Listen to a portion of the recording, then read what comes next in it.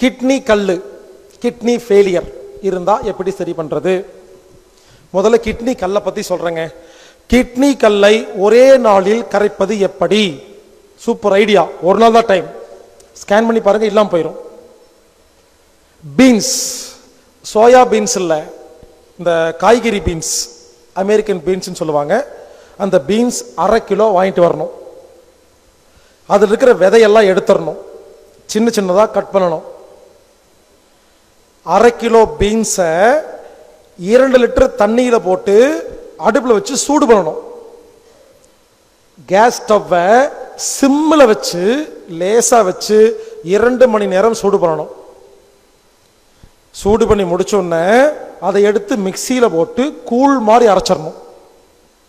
அதை ஆறின உடனே அத்தனையும் எடுத்து குடிச்சிடணும். அத்தனையும் முடிஞ்சா குடிங்க. சில பேர் பாதி தான் குடிக்க முடியும், பரவாயில்ல, எவ்வளோ குடிக்க முடியுமோ குடிங்க.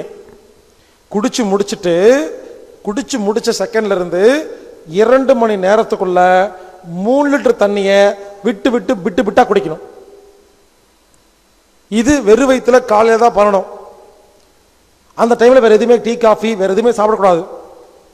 3 மணி நேரத்துக்கு அப்புறமா ஒரு வேளை பசி எடுத்தா நீங்க வழக்கம் போல சாப்பிட்டுக்கலாம். இந்த டைமுக்குள்ள யூரின் வரும்போது ஒரு கப்பில் பிடிச்சி பாருங்க, கண்டிப்பா கல் வெளியே வந்துடும்.